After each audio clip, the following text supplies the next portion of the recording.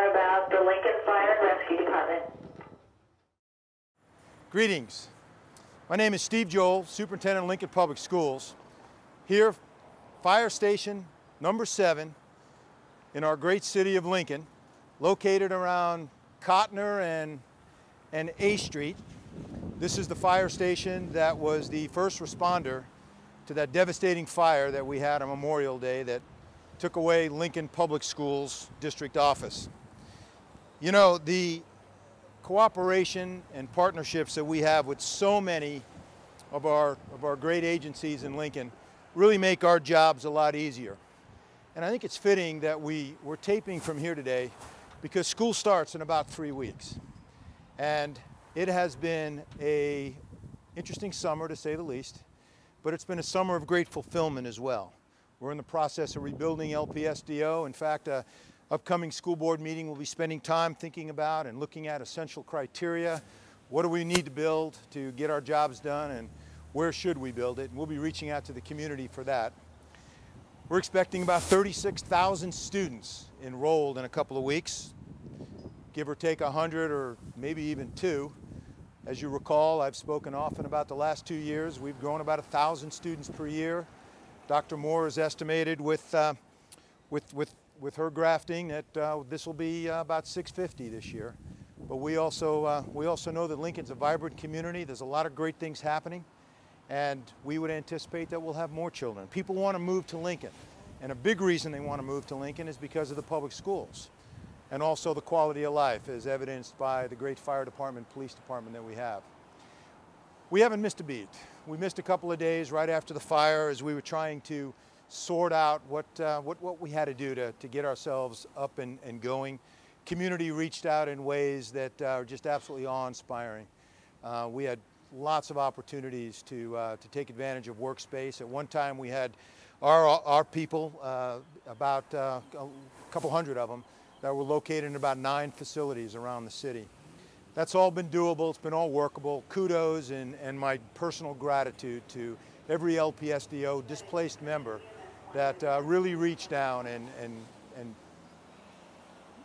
under great personal loss was able to get themselves focused in a way that school's going to be opening again in 3 weeks, and it's going to look very, very normal.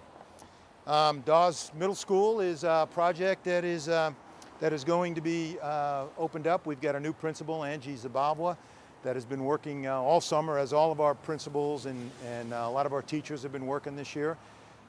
We're excited about the opening of Dawes as a standalone middle school. Of course, Goodrich is going back to their original location, having had an IAQ project. Hawthorne School is just about finished. We've had some members of our team, special education and a couple of other programs that have already begun the move-in process. We'll be utilizing the old Bryan School for a while. It's been a summer of just a lot of planning and a lot of gearing up for what we think is going to be an exciting year, with a minimum of feeling sorry for ourselves. And I think that really marks our school system in a way that I know our community appreciates, but also is our legacy. Through all of our lives, we all have challenges. It's how we respond to those challenges really defines us and sets the stage for the next generation. We're all about educating kids.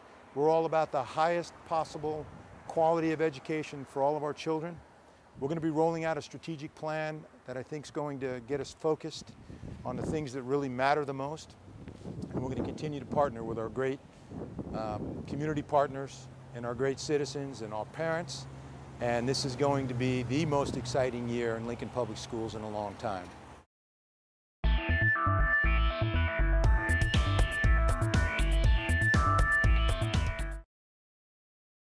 It's only fitting that I have an opportunity now to meet with 2 of the leaders of Lincoln Fire Station number 7, a fire station that responded in a very valiant and gallant manner on the night of the devastating LPSDO fire.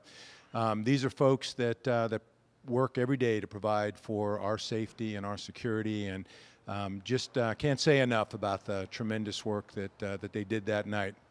With me is Interim Fire Chief John Huff and Captain Jay Adams. So I welcome to the show. Welcome to Lincoln Public Schools. Thank you for all that that you and your team have done. And let's start with just a real simple question. What exactly is the priority work here? Well, Fire Station 7, like our other facilities, is geared towards responding to emergencies in their assigned area. Station 7 was the first responding unit, the engine and the truck here, and our medic unit on the night of the LPS fire. But they typically do that routinely throughout the day during their normal shifts. Thanks, John. You know, I remember that night. It's kind of like everything else that's big in a life experience. It was very stormy. It was very windy. There was smoke billowing out of the building, and you know, your guys and gals showed up, Jay, and just went to work. And I was just so impressed. I know the entire community was, with the hours that they put in and how they wore this so personally with respect to, you know, trying to preserve the building. So kind of talk about what it takes to be a firefighter, and, you know, why Lincoln's so blessed and so fortunate to have such quality folks. Well, in the city of Lincoln, you're blessed with a lot of excellent people. To become a firefighter, the best thing I could tell somebody is to get a good education, because there's so many things that you need to know.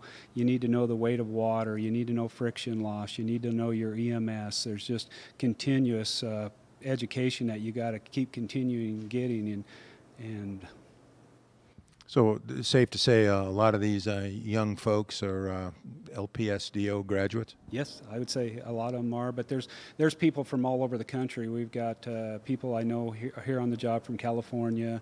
There's a lot of people from outside the county. I live down by Beatrice, and so yeah, it's quite a variety of everybody. Well, thanks, Jay. And how many folks are employed here at this particular station? At this station, let's see, there's 4 on the engine, 2 on the medic unit, and 4 on a truck, and there's 3 different shifts. You know, a little claim to fame. I was in the Wilbur Fire Department for a number of years, and you know, I have to be totally honest, because somebody from Wilbur is going to be watching this. I never did make a fire. You know, but I showed up at all the meetings. I went to the practice. I got certified on the pumper truck. But I lived a long way out of town, and I hadn't gotten to the point where I was eligible to have my own little radio that blasts you out of bed. Do the fire folks here, do they maintain a residence, a place to sleep at night? Yeah, here in the station there's a bedroom. We're fortunate at this station we have individual bedrooms, and so we're here for 24 hours. We come here and eat breakfast, lunch, and supper, and we go to bed here. We work out here. This is our second family. We're here for 24 hours. Our shift starts at 7 o'clock in the morning and goes till 7 o'clock the next day. Wow, that's a lot of time together. John, what is? Take us through just quickly a 9/11 call. You get a call in. Let's use the LPSDO fire as an example. That fire came in while I was I'm sure still asleep. Sure. When people in Lincoln need help, they will dial 911, and that's been implemented in Lincoln 911 for more than 30 years. When the call is received, a call taker will take the information. They'll ask the calling party, what's the nature of emergency, a series of questions. If it's for law enforcement, they will deploy police, county sheriff, and so on. If it's a medical emergency or a fire call, they will activate our resources. Medical emergencies in Lincoln will receive the closest available ambulance and the closest available engine company. That's a standard response. The fire calls we have a standard complement of units that respond. A fire incident, if it's a alarm sounding, gets a lesser level of response than one if it's one that's called in as a fire in progress. So depending on what the caller tells us, that's how we react to it and we respond. Once our first arriving unit gets on location, then they will give direction to incoming units. The night of the district office fire, our first arriving unit went to the north entrance door. They met the LPS employee there, who went back with them into the area where the fire was, and obviously from there called for more resources.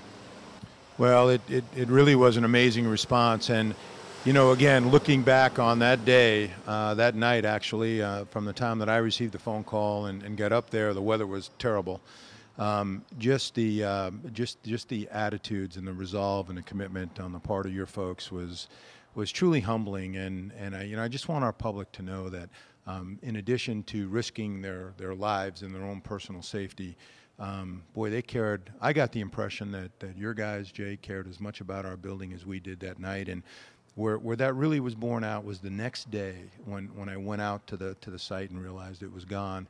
And there were sitting just sitting outside the trucks, guys and gals, just the epitome of exhaustion. And, you know, I thanked them as best I could, but they'd worked all night long to try to save the building. So, you know, I know you're proud of your guys, and I want you to know that we are too. And we are so blessed and so fortunate in Lincoln to have partnerships with the fire department and the police department and all the other agencies, because without your great people and your great work, we wouldn't be the school system that we are. So thanks so much for letting us do the shoot down here, and also for all you do to make our city safe, and for LPS 36,000 students. So appreciate it very much, gentlemen. You bet.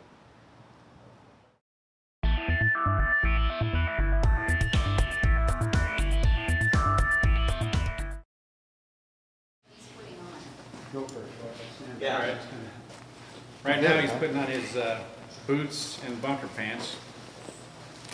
It's a 3-layer bunker pants. It's got an outside shell to protect us, a thermal shell, and a shell to protect us from steam and water. Then he's got a head sock that'll cover most of his skin when he has the mask on.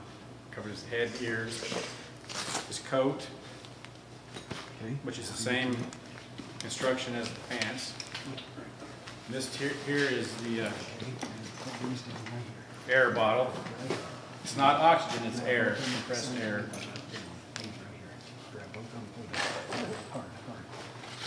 Your shoulders stretch.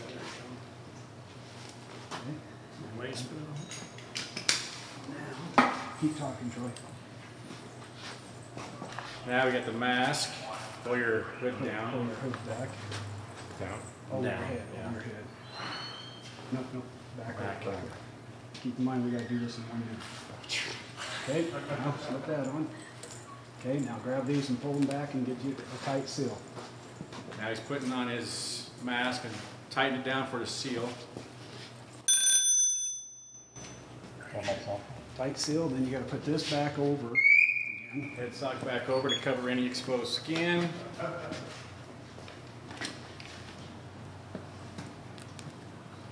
And now we'll hook in the air. Take a deep breath. There you go. Oh yeah, that's better. Now his helmet.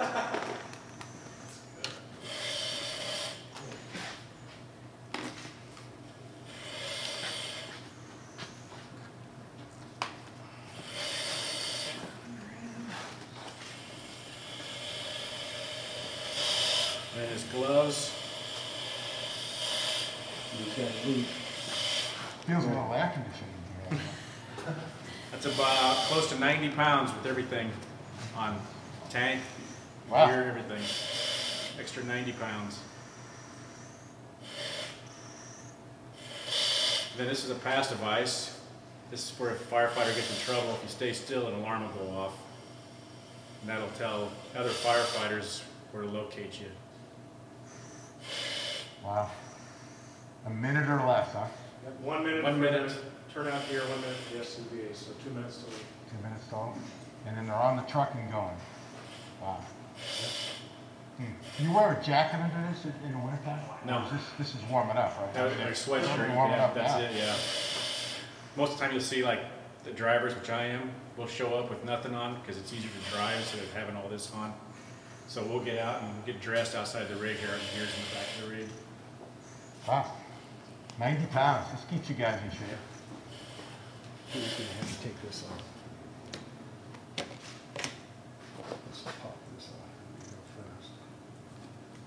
Okay, pull your head sock back over your head and just lift off the mask. There you go. I'll get you ready to be on top. I'm sorry. Sock off. There you go.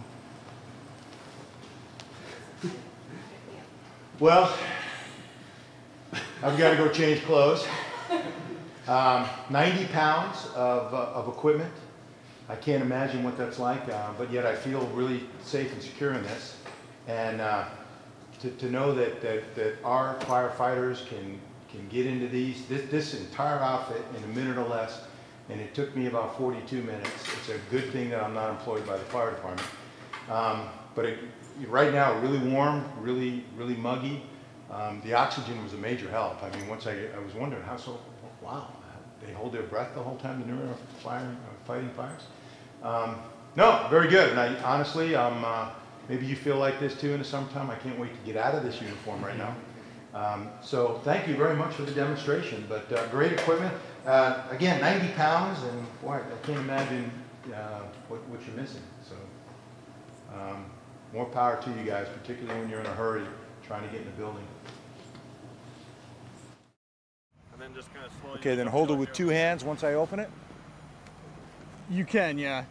Since it's wrapped like this, it shouldn't push back too much. Okay. All right, now let it just kind of, if you want to move your knee up and on, I'm going to move this foot over, and I'm going to straighten that out. Okay. All right. And now, there you go. But it's not going to be, I mean, I'm not going to be able to lift it up in the air.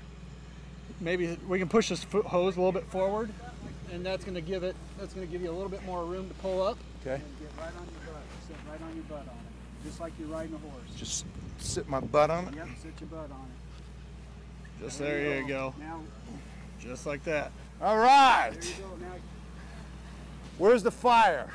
we're going to use that sign up over there. You ready? Yep. Okay.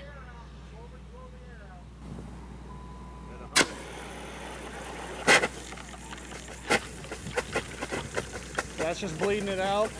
You can go ahead and open it up a little more. All right, open it all the way. Wow, that's a lot of pressure. All the way. Actually, Go up what? it should open up a little more. There you go. That's a lot of water. It's a lot of pressure. That ought to be good for most fires. With these tips, we can actually take the top one off to deliver more gallons per minute. Okay. And now he's increasing the pressure depending on how much water we need, where we need to reach. Yeah. What's the, There you go. wow. What's the range? I mean, how far is that? We are, I think we're hitting the sign. So that Okay. that's quite a ways. Close it out. You know, I'm glad I don't do this for a living, but I'll tell you that that's pretty powerful, and this really has been a childhood fantasy of mine.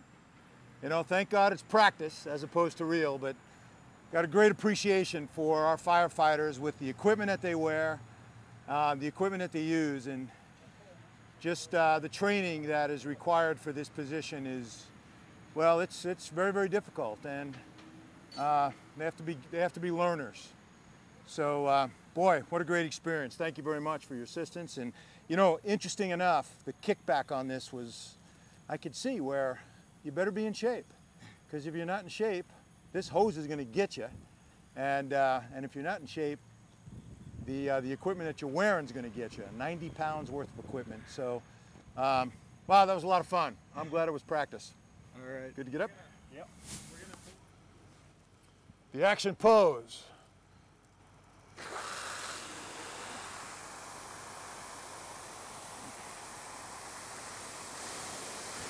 All different kinds of settings for all different kinds of fires. Lots of options. A lot of range, a lot of water. Not near the pushback on this particular hosing unit. Thank you, guys.